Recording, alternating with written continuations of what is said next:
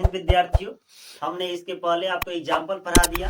अब प्रश्नावली की बारी है, तो हम आपको क्रमवार पढ़ाते रहे हैं और रेगुलर अपडेटेड वीडियो हम आपको डालते रहते हैं। तो आज हम बात करने वाले हैं क्लास 10वीं के प्रश्नावली 1.2 के महत्वपूर्ण जो क्वेश्चन है उस पर देखने वाले हैं कि इसको कैसे बनाया जाए।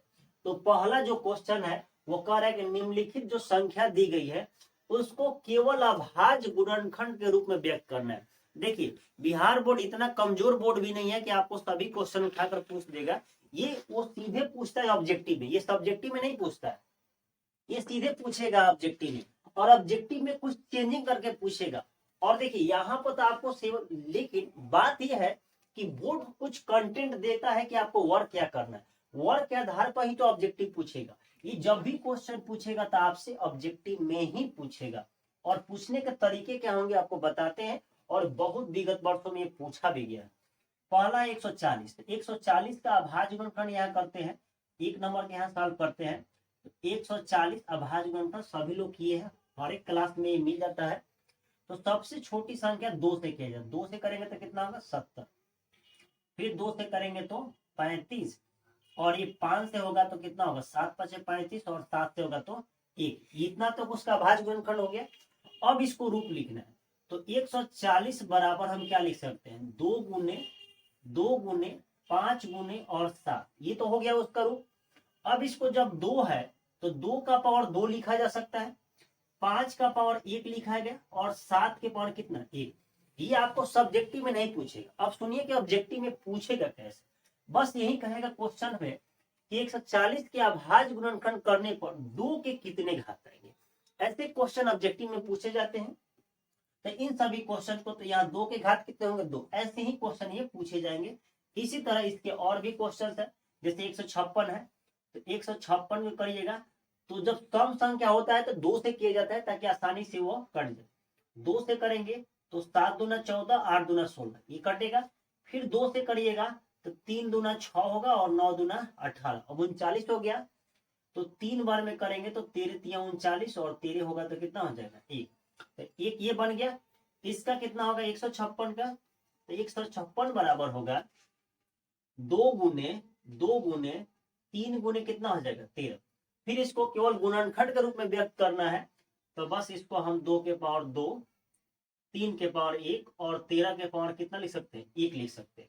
ये तो दो हो गया। आप इसको समझते चले, लिखते चलिएगा, ताकि आपका कॉपी भी बनेगा। तीसरा इसका है, इसका देखिए क्या है 3825 है, ठीक। और अंत में संख्या 5 है, तो यह संख्या हो सकता है कि 3 से कैंसिल हो या 5 से हो, दो। पहले हम 3 से देख लेते हैं कि 3 से कैंसिल हो रही है कि नहीं। अगर 3 से ही कट जाएगा तो 3 से ही काट दिया जाएगा। देखिए 3 से होगा तो 3 एकम 3 होगा, और 8 है तो 3 दूना कितना हो जाएगा 6, और 12 है तो ये कितना आएगा 22, तो 7 का 21, और 15 होगा तो 5 3 15, 3 से कट गया। और फिर ये 3 से कट जाएगा, कितना होगा 4 3 12, और 25 3 75 कट जाएगा, इतना हो गया। अब ये 3 से नहीं कटेगा, 3 से नहीं कटेगा, 3 12 नहीं कटेगा। अब किससे कटेगा 5 से कटेगा। तो 8 5 40, और 5 दार में 25 होगा, ये हो गया। फिर काटिए 5 से, तो 5 एकम 5 होगा, और 7 5 35, और 17 5 85, एक आ गया, इतना हो गया। बस आपको गुणनखंड के रूप में व्यक्त कर देना है। तो अब इसको लिख सकते हैं 3825 बराबर हो जाएगा 3 गुने 5 गुने 5 अगुने कितना होगा 17। अब इसको पावर के रूप में लिख दीजिएगा, 3 का पावर 2, 5 का पावर 2, और 17 का पावर कितना होगा 1। अब एक और क्वेश्चन है 5005 का, तो 5005 का हम करके बता देते हैं आपको यहाँ पे 5005, ठीक। अब इसको देखिए अंत में 5 है, ये 3 से तो कैंसिल होगा नहीं, तो 5 से करते हैं तो 1000 कितना होगा 1 होगा, ठीक। 1001 हुआ। अब 1001 को, अब लास्ट में 1 है, तो इसको देखिए 3 से देखते कटता है नहीं, 3 से कट जाएगा तो 9, और फिर आ जाएगा 9 11, ये 3 से नहीं कटेगा। 3 से नहीं कटेगा तो और संख्या है तो 7 से देखते हैं, 7 से 7 एकम 7 होगा। उसके बाद कितना हो जाएगा यहाँ पर 3 0, 7 चौका 28, और 1 7 से कट जाएगा, तो 7 चौका 28, और 7 का 21। अब ये फिर 3 आ गया, तो 3 से कटना है, चेक कर लीजिए 3 चौका 12, फिर बचेगा 23, नहीं कटेगा, 3 से नहीं कटेगा तो अब देखते हैं कितने, 11 से कट जाएगा, 11 एकम 11 और 11 तिहाई 33, ठीक। अब फिर 13 से कितना हो गया 1, इसको भी आप अभाज्य गुणनखंड के रूप में व्यक्त कर दीजिएगा। ये सभी क्वेश्चन जो है ऑब्जेक्टिव क्वेश्चन है। अब इसके 2 नंबर क्वेश्चन आपको हम बता देते हैं। देखिए अब प्रश्न संख्या 2 क्या कह रहा है कि पहले इसका एचसीएफ और एलसीएम ज्ञात करें। एचसीएफ एलसीएम निकालने के बाद ये जांच करने के दे रहा है, और ये फॉर्मूला ही है, दो संख्याओं का गुणनफल बराबर एचसीएफ गुण एलसीएम। तो इन संख्याओं से देखना चाहता है कि क्या इसका एचसीएफ एलसीएम इस गुणनखंड के बराबर आ रहा है कि नहीं। तो यही हमें जांच करना है इस क्वेश्चन में। तो यहाँ पर देखिए 2 संख्या दिया गया है, तो दोनों का पहले एचसीएफ और एलसीएम निकालने के, और एचसीएफ एलसीएम अभी आपको बताया कि आप भाज्य गुणनखंड विधि से निकाल सकते हैं। तो इसको हम हल करते हैं। 1 नंबर को हल करेंगे तो सबसे पहले क्या करेंगे कि 26 का अभाज्य गुणनखंड करेंगे। तो 26 का अभाज्य गुणनखंड होगा 13 दूना 26, एकदम सिंपल है, 13 दूना 26, ये तो हो गया। और फिर 91 का करेंगे तो 13 7 91, तो पहाड़ा से ही निकल गया। तो हम इसको क्या करते हैं कि पहले हम निकालते हैं एचसीएफ।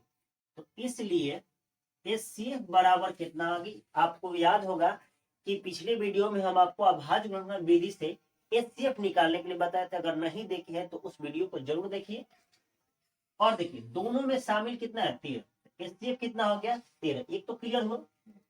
अब है कि एलसीएम निकालें।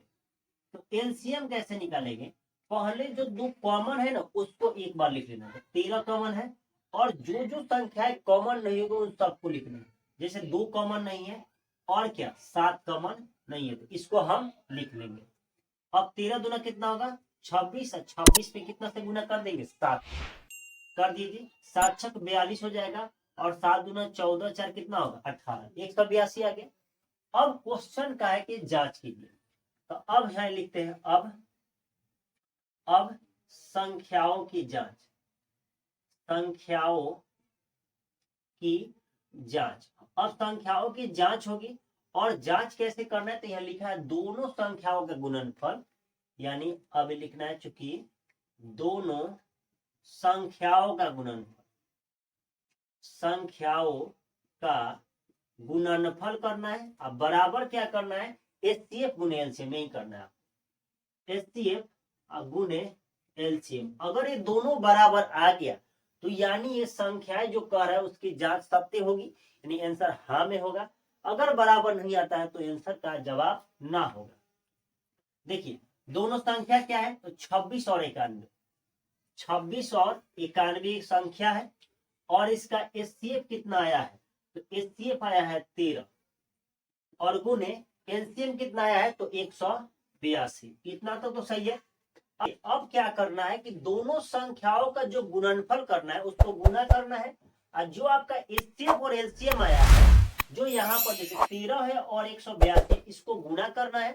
गुना करने पर बराबर आ गया तो इसका आंसर हाँ होगा। देखिए 26 और 91, तो 91 बट 26 में गुना करिए तो कितना आएगा 6 एकम 6 और 9 छक 54, एक हुआ, और ये हो जाएगा 2 और 9 दूना 18, जोड़ दीजिए 6 6 8 5 13 और 1 आ गया 2366। यहाँ आ गया 2366, एक गुना इधर हो गया।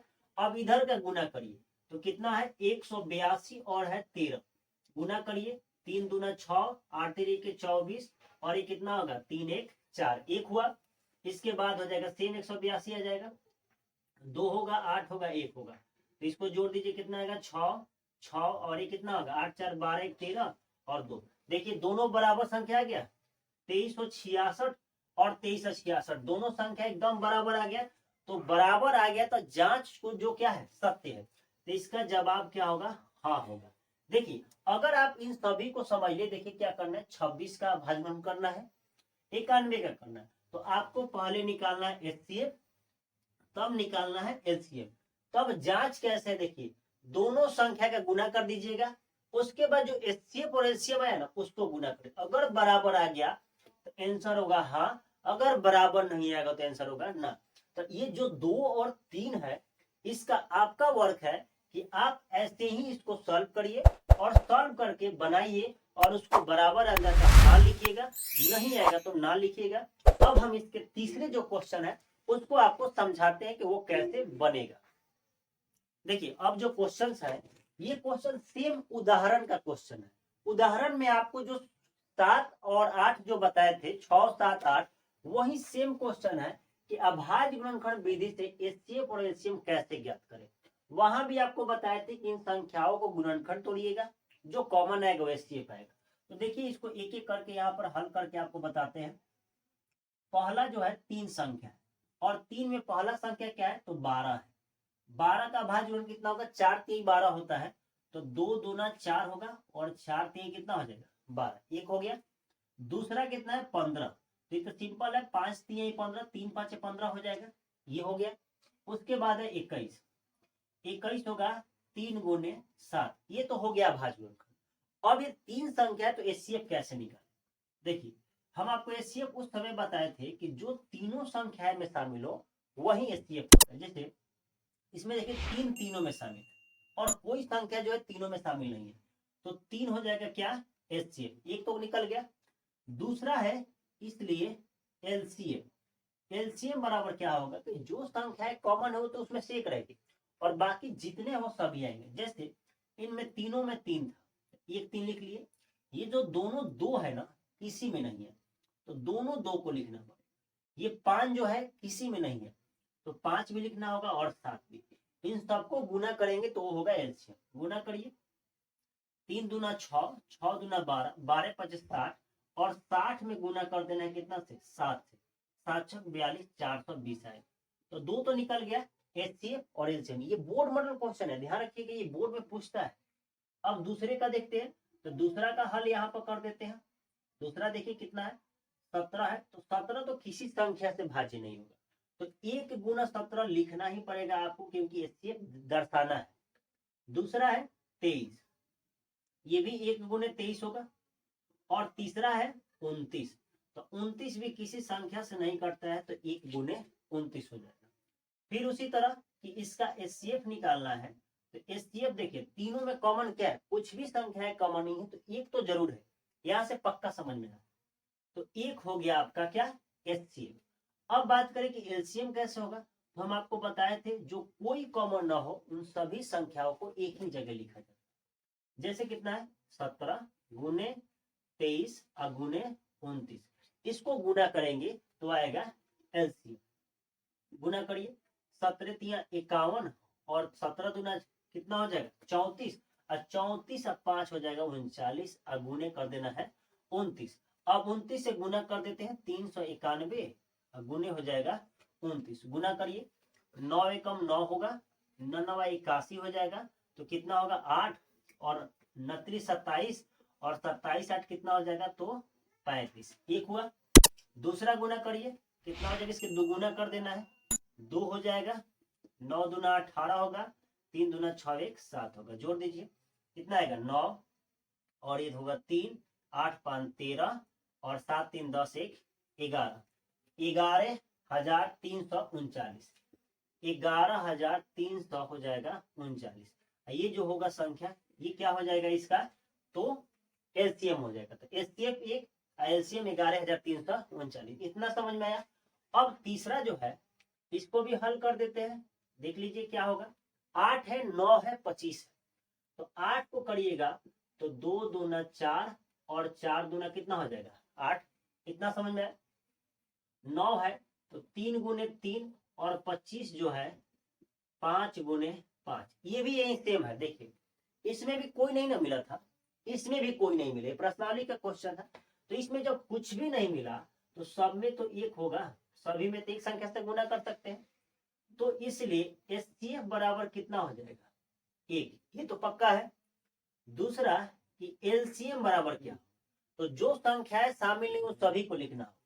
जैसे ये पूरा शामिल है तो डायरेक्ट हम 8 भी लिख सकते हैं, 2 गुने 2 भी लिख सकते हैं, 9 भी लिख दिए और कितना लिख दिए 25, ये तो हो गया। अब यहाँ गुना करें, 25 8 हो जाएगा 200 और गुने 9, ये कितना होगा 9 दूना 1800, ये हो गया एचसीएफ कितना 1, एलसीएम हो गया 1800।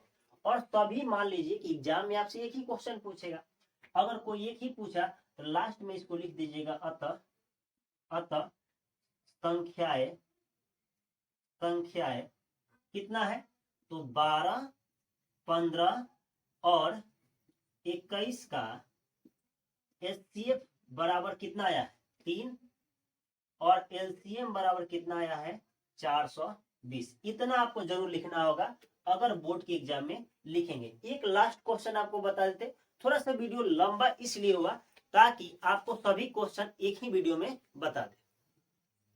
अब ये जो क्वेश्चन है ये 4 नंबर क्वेश्चन है, ये बोर्ड मॉडल क्वेश्चन, ये सभी जो बोर्ड मॉडल क्वेश्चन हम आपको शुरू से बताते आ रहे हैं, ये सभी क्वेश्चन बोर्ड मॉडल क्वेश्चन है, हमेशा पूछा जाता है। आप जैसे ही क्वेश्चन बैंक खरीदिएगा 2025 का तो उसमें आपको सभी क्वेश्चन मिलेंगे। देखिए इसमें क्या कहा है, इसमें कहा है कि एचसीएफ दिया हुआ है और एलसीएम ज्ञात करना है। तो एक फॉर्मूला आपको फर्स्ट प्रश्नावली में पढ़ना है और यहाँ आपको पहले समझा दे कि इसको कैसे बनाया जाएगा, हल लिखना है आपको। देखिए हम आपको कंसेप्ट शुरू से देते हैं कि लैंग्वेज भी एग्जाम में कैसे लिखना है। यहाँ पर सबसे पहले लिखिएगा दिया गया है, दिया गया है, क्या क्या दिया गया है, तो आपको एचसीएफ दिया गया, तो एचसीएफ बराबर हो गया 9।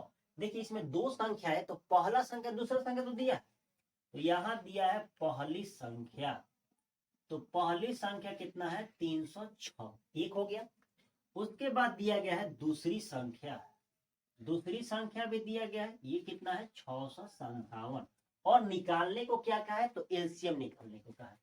तो बहुत आसान क्वेश्चन है, एग्जाम में टॉपिक पूछा जाता है, बस आपसे डिजिट चेंज कर देगा, पूछेगा जरूर। अब देखिए एक सूत्र होता है, ये सूत्र पहला प्रश्नावली का एक पहला ही फॉर्मूला है, पहली संख्या और गुने दूसरी संख्या बराबर हो जाएगा एचसीएफ गुने एलसीएम। ये तो हो गया। अब जो मान है ना उसको रख देना है। पहली संख्या है कितना 306, तो 306 रखिए। दूसरी संख्या कितना है 657, ये भी रखिए और बराबर एचसीएफ कितना है 9 और एलसीएम तो ही निकालना है। अब बताइए इसके साथ ये गुना में है तो इधर किस में आएगा, भाग में आएगा। तो एक बात बताइए, इसको लिख सकते हैं 306 गुने 657 बट्टा 9 बराबर क्या बचा एलसीएम। इसको काटिए तो देखिए तो कितना से कट रहा है, ये 3 से कट जाएगा, ये 4 से 9 से डायरेक्ट कट जाएगा, 9 3 27 होगा और कितना बचेगा 3 6 9 4 36 34 बचा। तो अब बताइए कि इसको इसलिए एलसीएम बराबर 657 गुने 34 लिख सकते हैं। अब इसको क्या करना है कि गुना कर देना है, तो गुना इधर साइड में हम कर देते हैं। देखिए 6 का कितना है 57 और कितना है 34, गुना करिए 7 चौका 28 होगा, 2 हो जाएगा और कितना होगा 5 चौका 20, 2 22 हो जाएगा और 6 चौका 24 और 2 कितना होगा 26। एक क्लियर। दूसरा करिए 7 3 का 21 होगा, 5 3 15 और 2 17 होगा और 6 3 18 और 1 हो जाएगा 19। ये हो गया 8 3 और 7 6 13 और 1 9 2 11 1 12 और 1 22 33 8, कितना आएगा 22 33 8, जो इस क्वेश्चन का आंसर होगा। आई होप कि आपको जो भी क्वेश्चन है आपको समझ में आया होगा। अगर समझ में आया तो चैनल पर न्यू है तो सब्सक्राइब करिए, अपने दोस्तों के पास शेयर करिए और कमेंट जरूर करिए और हमें बताइए कि आपको कौन सा टॉपिक समझ में आया और कौन नहीं आया। कमेंट जरूर करिएगा। फिर मिलेंगे नेक्स्ट वीडियो में, तब तक के लिए जय हिंद।